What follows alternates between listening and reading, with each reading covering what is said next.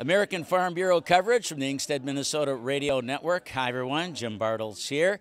With me is Dan Glessing, Vice President, Minnesota Farm Bureau. And Dan, you were sharing a story at our Minnesota breakfast this morning about your family. I think that's relatable because we know we left on Friday.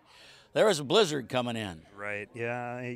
Before I left, I kind of laid it on thick to my oldest son, saying, you know, if we get a bunch of snow, you got to be out there early moving snow so the cows can be milked on time. And my wife's seen us send a text this morning saying he was out before 5 moving snow, trying to get everything cleaned up so we can get chores done as usual. So a day brightener for you. You know things are moving along that way. And your wife is also an ag education instructor at Howard Lake Waverly Winstead? Yeah, she's been there several years now, and along with another teacher.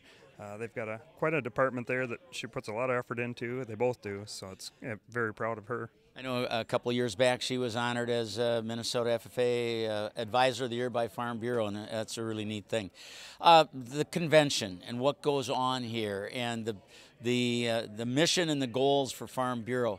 Talk a little bit about what you think we experience here as Farm Bureau members and what folks are getting out of it. You know, personally, I like to come and see folks from other sectors of agriculture. I think it gives you a bigger, broader view of what's going on in American agriculture and helps you change your perspective and maybe rejuvenate yourself a little bit when you go back home.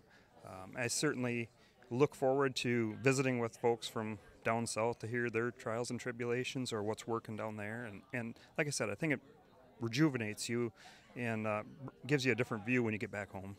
Probably a good time to have that happen. As we all know, 2019 wasn't exactly a bowl of cherries in the ag industry, but there are some positive signs, some things that people are cautiously optimistic about. President Trump's coming here. He's going to be talking about some of those we know, too, and Sonny Perdue, Secretary of Ag. Yeah, absolutely. We're thrilled to have the president come back again for the third year in a row. It shows that he's committed to agriculture, and we certainly appreciate him coming back. The things that positive things that we've seen in agriculture, USMCA passed the Senate here last week, as well as the China first tier of China trade.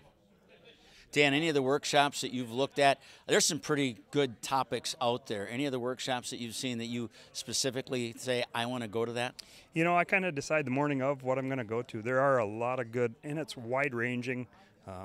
Like I said, it's a way to rejuvenate and educate and get back home and try and bring some of that back and make Minnesota Farm Bureau stronger as well. Dan, why did you join Farm Bureau, and how long ago was that?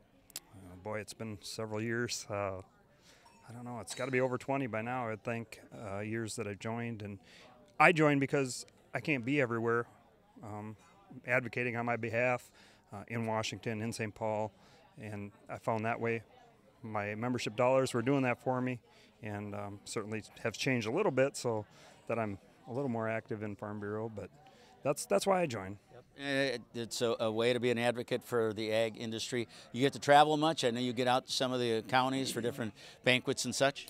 Yeah, not as much as being president, but I do travel a bit throughout the state, and then obviously to Washington, D.C. and to this annual meeting.